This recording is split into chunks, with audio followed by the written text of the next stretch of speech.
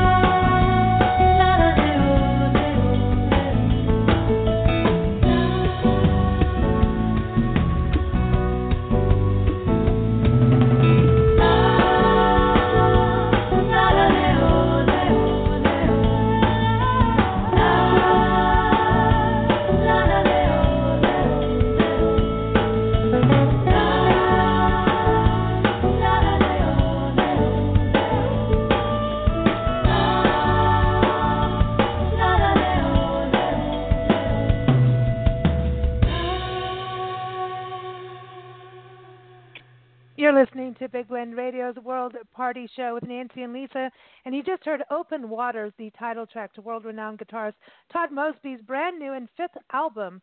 Todd is known for being a contemporary crossover artist performing a blend of Indian, jazz, and New Age music. Pretty much he plays everything. He really does. He's also the co-creator of the Imrat-Guitar. It's an 18-stringed hybrid sitar guitar. It's the first of its kind, bridging the cultures of Eastern and Western music. It is awesome. It looks daunting to me as someone who's a very novice person in guitar playing, but I want to get my hands on it for sure. I encourage you to go to Todd's website. It's toddmosby.band. Welcome to the show, Todd. How are you? Great. How are you doing? Doing good, doing good. Thanks for joining us. And such beautiful music. That is awesome. Open Waters is just, man, talk about calming down and just sitting outside and enjoying good music. It seems like you're inspired a little bit by nature to me with your music. Absolutely. Yeah, I have spent a lot of time in nature, hiking the mountains of Colorado, Missouri, and traveling. I heard you talking earlier about rest areas across the U.S. are basically in Missouri and Kansas, and I've been to all of them, and they are very nice. Cool. But yeah, I drive a lot, so because of what I do, performing in different performing arts centers. I usually go from California to New York at least 2 or 3 times. There's sometimes I've been 2 or 3 times in a year. But wow. This past year, I just came back from just recently. I just came back from Indianapolis for a conference up there, a music conference. Yeah. That's some cool rest areas there too. Yeah, we travel full time, and we just drove through your state because you're in St. Louis, right? Yes, I am. I'm based in St. Louis. I'm born and raised here, and it's my home base. Oh, cool. Wow. We just drove through there. We were in Springfield, Kentucky, and drove from Springfield to Florence, Colorado, which is just southwest of Colorado Springs. And we stopped in Missouri, and I saw, we were on the highway, and I could see the arches. I'm like, oh, I so want to stop here because it just looks so beautiful. It looks like such a lush, green, beautiful state, and the history. I call it the land of green. It's a very green state, and St. Louis is about the oldest city in the U.S. Not the oldest, at least west of the Mississippi, it's the oldest city. And the oldest city is St. Augustine, and its birthday today, by the way. St. Augustine, happy birthday! It's the oldest one, but so then it's St. Louis and then Santa Fe. I think those are the top ones in history. Yep. Yeah. Yeah. And St. Louis is kind of a community area. There's a lot of communities here. It's kind of tight. It's a great place to grow up and raise a family and get involved in music. I was very fortunate at an early age to tie in with, to be influenced by a number of different musicians that came out of St. Louis, actually, and went on to do a lot of different things for some bizarre reason. Where did the Indian influence come in? And because when I listen to your music, I hear really a little bit of everything, but it flows. I mean, that's, we're the blend because we like to do we don't want to be limited in what we do in coverage. It just has to be positive and, quality of life. And it seems that way with your music. But where did that world music feel come from for you? Is this Nancy or Lisa I'm talking to? This is Lisa. Now, Lisa. Now okay, good. I just wanted to make. Okay, good. Okay, Lisa. Okay, so I actually started with the Indian music at about the age of 9. There was a store not far from where I live. There's like an import store in this place called Clayton, Missouri, and I would go up there on Saturdays and hang out. And he had like he was always playing Indian music. He had like incense burning. He had the stuff from India and all over basically the world, but mainly India. Yeah. It was a great place to hang out, and I would sit there, talk to him, rifle through his records, pick some up, read Khalil Gibran, and just chat. So that's really a first introduction to that.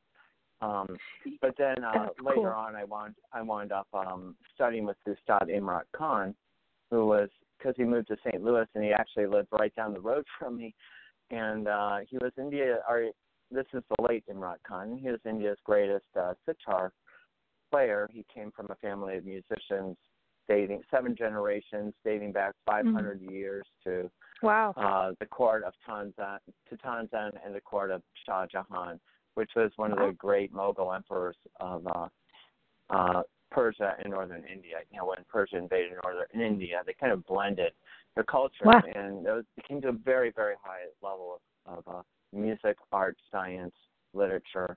It was a fantastic period, but that's where his family hails from, and that's my lineage as far as that music goes. So I was very fortunate to study with him for 13 years, and old school, very old school. So that is a fortunate thing. I think for Nancy and I, Nancy, it kind of takes me. Nancy raised me in Kenya at a very young age, and with different tribes and different families, Indian families too. And there's always been that music that just I just gravitate towards it, and your music definitely, Mm-hmm. coming to America, not to sound like Ed Murphy, Yeah. coming back to the Oh, States wow. after living Cool. in South Africa and everything, and now exploring America, I'm learning, bluegrass and, the Americans in jazz. And, we just came from Little Rock where I heard some of the best jazz, it's just, Yep. it's really interesting to not merge them together. Was that a conscious decision, or is that just something that flows out to play all styles? It's part of my DNA, musical DNA, because growing up in Missouri, and you're talking about bluegrass. First, I just want to say South Africa has an amazing music culture in and of itself. And I used to hang with this guy, Deepak Ram from South Africa, Bansuri flute player that moved to St. Louis temporarily.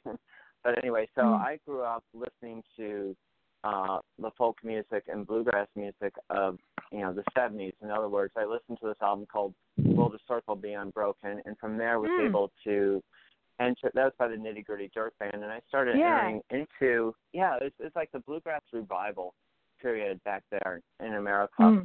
And folk revival too, because James Taylor was online, Joni Mitchell, Neil Young, the band Nitty-Gritty Dirt Band, but Nitty-Gritty Dirt Band put out an album called Will the Circle Be Unbroken, and they cracked open all these guys from Nashville, like Earl Scruggs, Roy Acuff, Lester Flatt, Mike Aldrich, a bunch of guys, and that was like entry point in to that genre. So what I started doing then was researching, because you could read the back of the covers, and I started picking up albums by these guys. And then I even think I was in a wash tub band for a while in high school. We started that. Cool. And started playing banjo. That's way cool. And, man. And I was always loved the sound of that drone, that G drone on the banjo. And I was always drawn to that, and also on guitar too. But my affiliation was I liked the instrumental versions more of bluegrass. They're amazing technical players, and they used a lot of open strings, which is what I dug. And also, I heard that drone influence in Indian music and sitar. I love that. So, life goes on, and I wound up going to school. I studied. I went to Berklee College of Music, and was introduced to jazz and fusion. And from there, I was in Boston, and I was able to see. I didn't even know who I was seeing at the time. To tell you the truth, I was kind of like naive, living in St. Louis a little bit, but I've heard Bill Evans live, Joe Pass, Barney Kessel, all these like great players. I even saw Pat Metheny when he broke, and it's just like those things stick with you if you see these great performers live, and so I basically moved back. Yeah. So then I moved back to St. Louis and joined a punk rock band. That's so funny. That's funny. That's funny. Yeah. But Very I think that gives you this really cool, balance of music. Every genre has a something to provide. It really does. It's a way of communicating. So it's like, okay, if I'm trying to communicate this, where am I going to draw from? I think it's interesting when you talk about bluegrass and then Indian music. I remember listening one of my favorite albums, and I can't remember the name.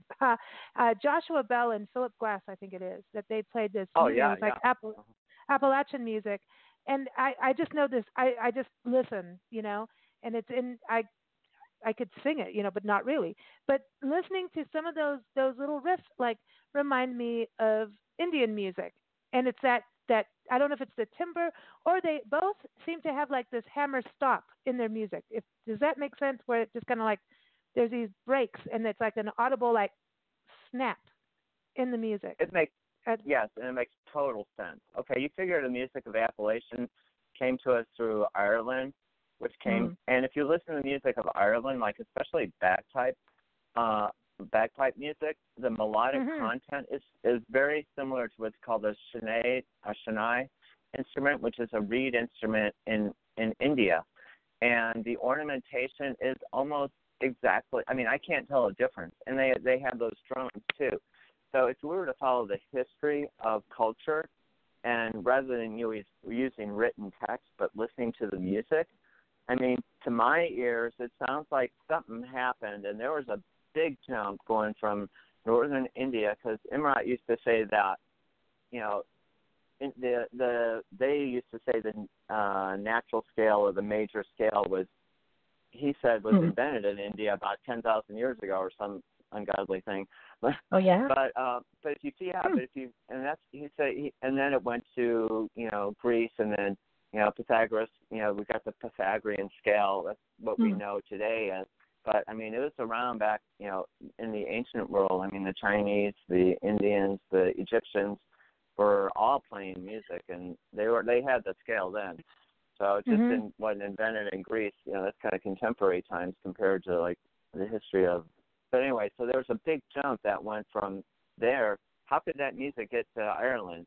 And then we know how it got from Ireland to Appalachia, and actually from Appalachia to the Ozarks, because hammered dulcimer is a very, very popular instrument when I was growing up in the Ozarks.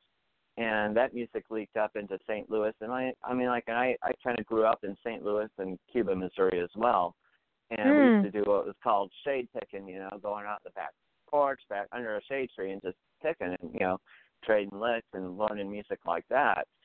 So, but when I went to school, you know, when I came back to St. Louis, though, I found myself in a culture that was pretty different from where I was in Boston. You know, but I had this huge knowledge base, and I had to navigate, you know, how do I survive in St. Louis? So I wound up basically walking in.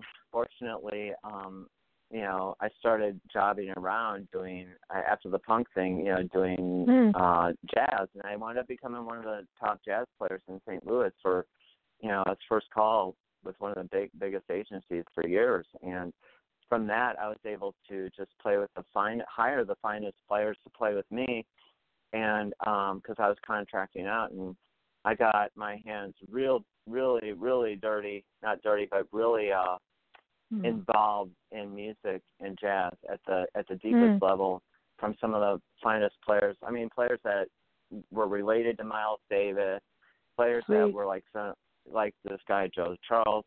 Elvin Jones says, you know, used to come to town and go, oh, there's this guy in St. Louis, man. He's like better than me.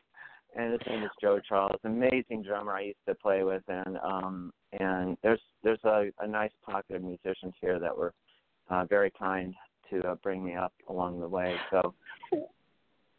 What is St. Louis like now in regards to, like, because I really wanted to get out of the car. I'm like, this sucks having to just keep driving, you know. And, you know, now we're going to Arizona. We're going to, you know, to me it's another delta where we're going because it's the bottom end of the Colorado River, the end part in America anyway. It still goes through Mexico. But, you know, to me there's something to do with all the music you're describing. I believe it does have an influence of nature, and I think it also has to do with the temperature of an area. I don't know, the atmosphere of a place where the culture, but it just, to me, has to have something to do with what's going on in the weather. It sounds weird, but it just feels like that. Like every place has a sound, and it keeps you on your toes. When we were in Arkansas, I couldn't believe the music that we heard. I was just like, wow. You know, you hear so much of like jazz.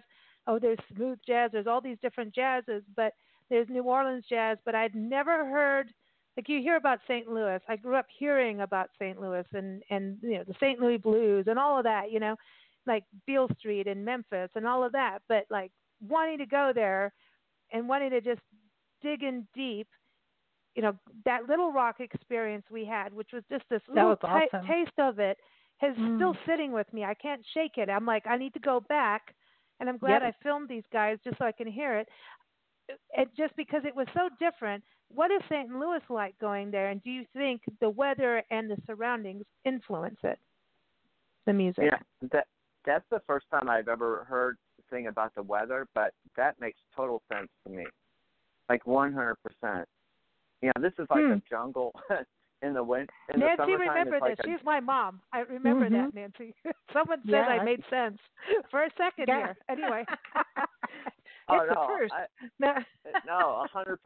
I mean, because St. Louis is very, very extreme in the winters and in the summers. I mean, in the winters it can get like the coldest cold because of the amount of humidity. We're surrounded by 3 rivers. and we're kind of sunk into a little valley. So, and in the summertime, it is like an absolute jungle here. I mean, it just gets so sweltering hot, and actually, the fact that this area in particular, where St. Louis is, Cahokia Mounds is like right across the river. And probably when Cahokia was built, the Mississippi was like bordering that. It's like the base of that thing of that mound is larger than the Giza, the Great Pyramid in Giza. This thing is huge. So so there's been cultures here for thousands of years, and I think the reason why is because where St. Louis is, it's a very quick jump over point to cross the river, because the Mississippi is huge, you know. And but anyway, so I do like if you go to southern. I grew up. My grandparents had property down in southern Missouri. Okay, like back, you know, it's a very old part of actually the planet, but very old part of Missouri, and actually the particular region where they have property, it's been exposed for about like 3 billion years. I mean, the continually exposed piece of land. So it's a very, very old piece of land. And there's rock glades there, and you know they used to be as high as the Himalayas, probably about a couple million years ago. But so I go down there for a ton of inspiration. Like my first album, Eagle Mountain, was actually a lot of the titles were written based on my journeys in Missouri and in that particular region, and also Colorado, just west of actually Colorado Springs, right behind NORAD. I spent a lot of time camping out and doing, you know, hikes in through that area, and then I come back to Missouri and do the same. And so that kind of was the inspiration behind the first CD. And it was that's all very nature-based as well. You know, it's kind of weird because it's kind of similar to our journey recently. We've been going, where our friend Eva Eldridge, she writes with us. She's a travel writer too, and she's got her writer's retreat house here. She's building into a writer's retreat. And when we decided to go on the road full time, she has our furniture, our books, and everything, which is like here. Nice. So we're visiting our furniture. But we've been going, you know, we went to Arkansas, Kentucky, Louisiana, East Texas. You know, we were all in that area, and then came back through here. And then we've been hiking all around, like west of Colorado Springs, like what you're talking about, Florissant Beds, National Fossil Beds, Florissant, and Garden of the Gods, and all of that kind of region. And it's this drastic difference, yet there's these similarities. It's like they're polar opposites, but yet very united. It's really odd. And it's interesting because of the Santa Fe Trail going across and all of this history and natural history and volcanoes and hundreds of million years of drama has happened here. And I think that's really fascinating because of where you are with that album that we're all talking now, because we're all just kind of in that same vibe of it all. It's interesting. Absolutely. Open Waters was inspired. I used to spend a lot of time on the Gulf Shores down in Florida and down in the Keys. We used to live there. My family would go down there. Oh, really? Yeah, we used to live out in the Gulf Coast area, Pensacola, Panama City, Fort Walton, Destin. Oh, yeah. Yeah, some man, of the best blues beautiful. Bands out there. There are some really good blues bands out there. Wow, how cool. Yeah. So you travel a lot. Well, wow. Sorry, carry on. I have been since I started doing performing in performing arts centers. So I, you know, rather than fly with my gear, it's kind of I just prefer to drive. Plus, I prefer to drive anyway. If I've got the time, I'll definitely load up my car and head out. And you know, and also like one of the tunes, "A New Land" I wrote was actually written in New Mexico, and it was originally titled New Mexico, but then I was thinking Mexico, but I just titled it "A New Land," and a lot of like the like the Dolphin song, you know, that was written on. That's not part of Open Waters. Beautiful melodic piece that I wrote that, and it was inspired by, you know, just watching dolphins swim, and you know, I was thinking, well, how do these guys swim, you know, when they're together, like in the open sea? I mean, you know, and it's about them singing their song and dancing their dance, you know. Beautiful. And just watching them from the shoreline there, and coming about. I mean, I used to sail, I guess I still do, but I was never really that good. But it's how the ship comes about and open waters, cruising out on the open waters, on a sailboat. It's just like so all of these were inspired by that. There's a backstory to actually the whole open. It's a concept album actually, and it's depicting like the archetype voyage from the floodwaters out of Atlantis into a new land, and it really traverses a lot of genres like new age, jazz, pop, and folk, and it really features the electric and the acoustic Imrat-Guitars as well.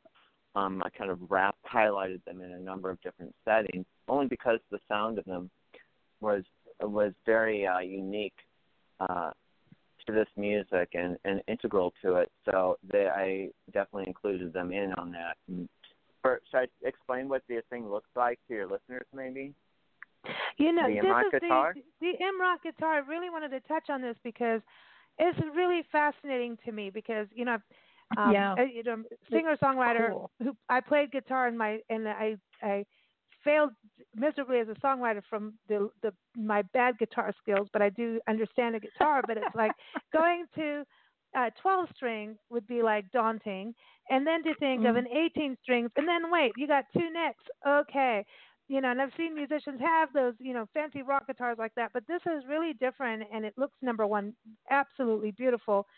And so it's like a guitar and a sitar, but with 18 strings, and then you're talking about like sympathetic strings, and I wanted to ask you about what exactly is a sympathetic string.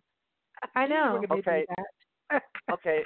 Well, yeah, and the neck is wide, so I can pull on it, and it's also scalloped.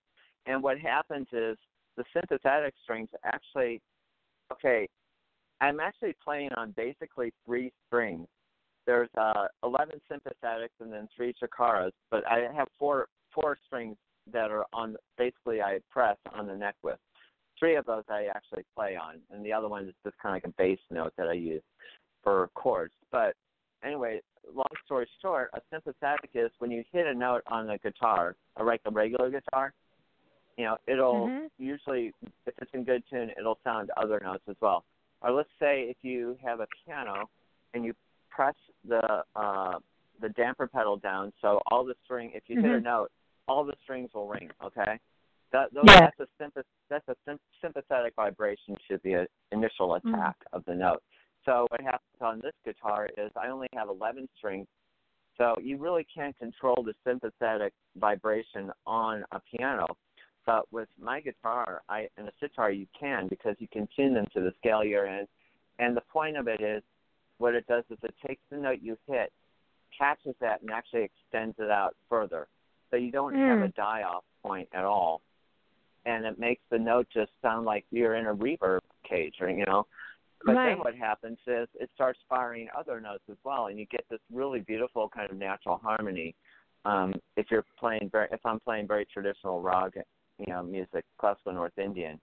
But when I'm doing this type music, which is a little bit more hybrid type music, I use it like on Atlantica. I use it just to open up, the sound of the instrument, the scale, and just play these beautiful chords that just, they just drift. Like Will Ackerman is my producer. He's founder of Windmill Records. Yeah, and awesome. So totally awesome, and he is the go-to guy for acoustic guitar music, I'll tell you what. But him and Tom Eaton is the production team over there, and they do a fabulous job. And so I just laid these chords out, when I first started playing the tunes for him. He goes, oh, my gosh. So he just wanted to record that because these sympathetics were just vibrating like crazy on the thing. And my electric guitar is in more of a hybrid form. It allows me to play more fusion-oriented. My acoustic one is more classically oriented, but my electric one is more fusion-oriented, and it's got what's called a Javari, so it's a very vocal kind of buzzing kind of sound, which normally you wouldn't want on guitar, but for this kind of music, it sounds really cool. It's beautiful. I mean, it really is. Now, you've co-created this. You've got this, the Imrat-Guitars out. Is this being produced that other people can purchase, other guitarists can purchase? Yeah, actually, Tim Schwartz is the builder on that, and he's out of New Mexico, Albuquerque, New Mexico. You have to. He does not have a website. He's kind of under the radar, but he's, we've been building these at least the Imrat-Guitar line since I think the first one came out about 1998. Really? And so I'm in about the version 5 of the acoustic. The electric one we did in 2004. And then I'll probably got another one I'm going to put online with him within the next 2 years, commission another one from him. But he's been building these things. I mean, he's taken it to a whole nother level. I like the guitar feature aspect of it. That's kind of like I'm kind of holding to that gun. But his designs have just gone off the roof. I mean, he's got some hybrid instruments that are just phenomenal, sitar guitars. I would, if you're ever in Albuquerque, or go to my website, toddmosby.band, if you need any intel on that, just hit me up with an email or something, and I'll get anybody in touch that's interested. But for folk and I mean, this thing is so guitar friendly because there's only like really 4 playing strings, and they're all tuned basically the same. It's like D, D, A, D. And but oh my God, the sounds are amazing. I think it'd be a great singer-songwriter tool, and you can just strum it and it sounds amazing. Yeah, I think back to like Janis Joplin when she had her auto harp and how she would just it's kind of like that in the beginning where she would use that as her instrument when she first started singing, and it's kind of like to be able to have that backup. It's like chords. It's like having your own guitar choir for you, with you. When you have that kind of instrument. I wish we'd known you, like when we drove across St. Louis, we'd have like, hey, we're here. We would have said, hey. I would have been so cool. I could have taken you out to hear some St. Louis music, that's for sure. Well, when we go back through, we're going to Tennessee next year, so I'll let you know when we come back through. Because I'm going to see, because I think we need to spend like a week in St. Louis. Like I've wanted to go to St. Louis for years, just on the history, the whole music scene, and everything. So that's sorry. Go ahead, Nancy. The mama. No, I was just going to say I remember a class of music appreciation in high school, a couple of years ago, and we were taken to the music museum at UCLA, and the problem we were to solve was to look at all the instruments that they had there on display and come up with a new instrument and why it was needed. And we've done, like inventing a new instrument, to me, it's like, okay, so what was the driving, like what was the need to do that? Like, I'm frustrated with this instrument. It's not doing what I want. I need something that does this. I'm just, go ahead. Really good point. Okay. For me, it wasn't like a gimmicky thing at all. I'm going to make this.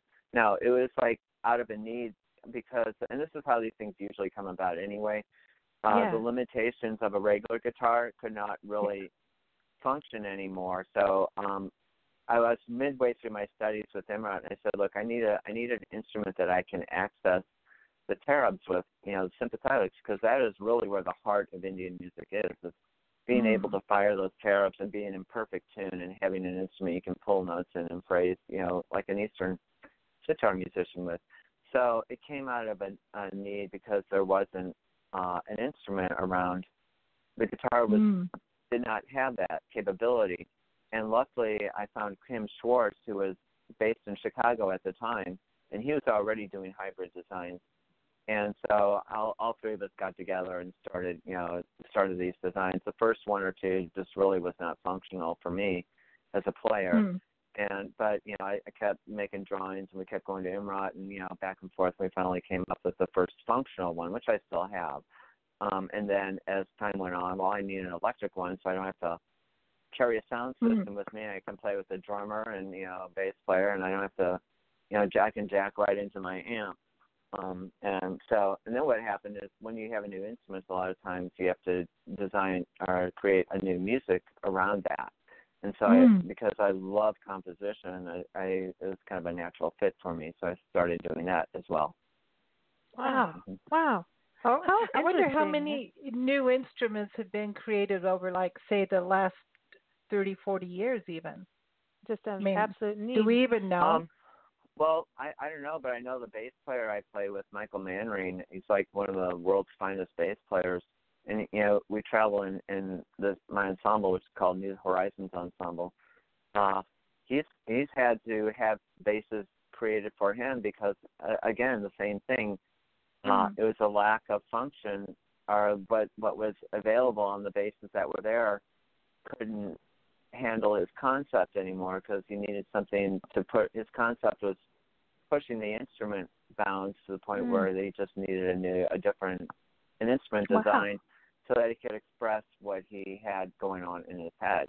Yeah, so cool. so it's usually a limitation, based on the need of the performer or composer or whatever, in order to bring that about. It's about your sound, what you want to create. I mean, it's neat because you can make sound out of all kinds of things, but if you have this vision and you have like, this is what I'm creating, and it's not making it anymore, you have to go do your own. You have to create it, and you're lucky who you were able to create your guitar with. It's like you go with the best of the best. I mean, wow, so that's amazing. Imrat had already, he was considered, his whole family is considered the sitar family in India. So he alone, him and his brother, had totally basically redesigned the sitar in their, to the point where it is today. There's not that big bowl on the end of it. They did massive reconstruction on the instrument in order to allow them to play what's called Gaikian technique. It's a very vocal form of playing. And the instruments of the day just, they modified it so that it could handle that kind of performance style. And again, it was based on a need that they had and the concept that they had in order to push the instrument and instrument design further. So it was a perfect fit for when he was working on the acoustic guitar, because basically sitar came from a Persian instrument, oud, and when they invaded northern India, there was a Rudravina. So, quick story is they combined Rudravina and oud to make sitar. When they went into Spain, the Persians, there was a lute there, and they basically combined oud with lute.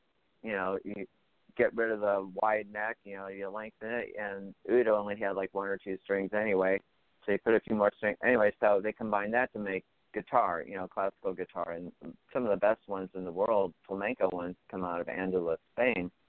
And so this is now a combination of guitar and sitar. So it's really, according to Imrat, he always says the instrument of this century.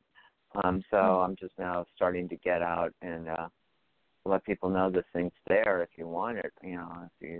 That's amazing. So that's everyone. Again, Todd's website is toddmosby.band.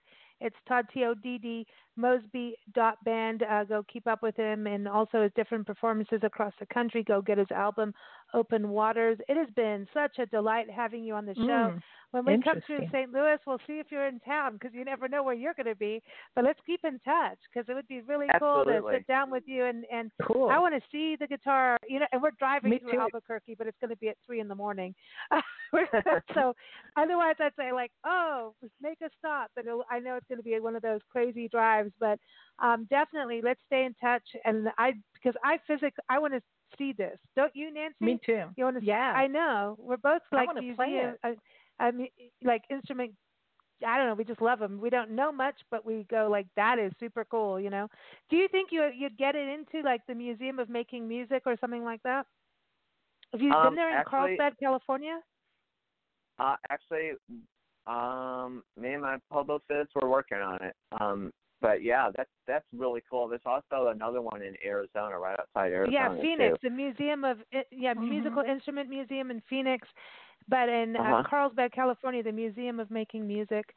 Those two places, they need it. They should have it, and you should perform there anyway. I mean, both places. Well, I'm working on getting a performance gig in there. Because I would be a really good fit, I think. Such unique instruments. But we'll see. That's usually those gigs are about a year or two out. But we're working on it. Definitely working on it. It's on the radar for sure. So. Well, I love it because I love that you blend cultures together, and the more we can do that and show harmony, the better. So I really appreciate that too with what you do with your music. Absolutely. Thank you so much. Well, listen, you take care.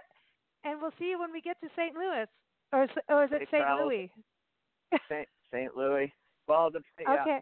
And it's Missouri or Missouri, depending on which part of the state you're from. So, Exactly. but yeah, come on, give a holler, and I'll definitely turn you on some great places where some great music is going on, and some good down home St. Louis food. So, Awesome. all right, guys, thanks for letting me chat with y'all.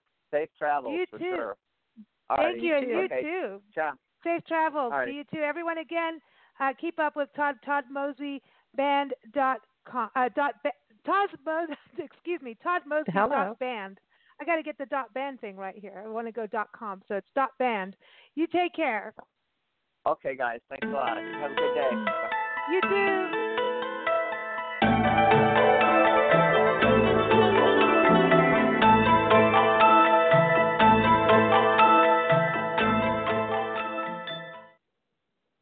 Very cool. Very cool. I want one, Nancy. I know, it's pretty. I don't know how we'll travel with it everywhere that we go, but awesome guitar. The Imrat-Guitar, everybody. Check that out. Thank you all for joining us here on our World Party. It's been a blast, and you can keep up with all of our shows. We air our segments on Monday, Wednesday, Friday, Sunday. Keep up with it all at bigblendradio.com. Again, the best thing to do is to sign up for our weekly newsletter. You'll either get a list of recent articles and interviews and upcoming shows, or the latest issue of either Parks and Travel magazine or Big Blend Radio and TV magazine. Both magazines, we alternate them and publishing every 2 to 3 weeks, so you'll get that in there. Of course, we're on Facebook, Twitter, Instagram, all those places as well. But we will be back tomorrow. We have an interview with Victoria Chick. She is a contemporary figurative artist and early 19th, 20th century print collector, and she's talking about the life and work of artist Aaron Bowrod, who lived from 1907 to 1992, and he combined the influences of several trends of early 20th century visual art as well as Dutch 17th century vanitas painting. So there it is. I like his art. He's cool. He's trippy, man. I know, like it's different. It's cool. Yeah, he's quirky. Like he and he gets people's quirkiness and he puts them in his work. So very interesting conversation and art. Thank you all for joining us. Again, keep up with us at blendradioandtv.com or Big Blend Radio or bigblendradio.com. And I want to close the show with a little music. We know it's the World Radio Show, so we might as well play some more world music to close off. Here is Banyan Tree. This is from Evren Ozan, Native American flute player. You can keep up with him at ozanmusic.com, but it's one of our favorite songs. Here it is, Banyan Tree. Take care, everyone.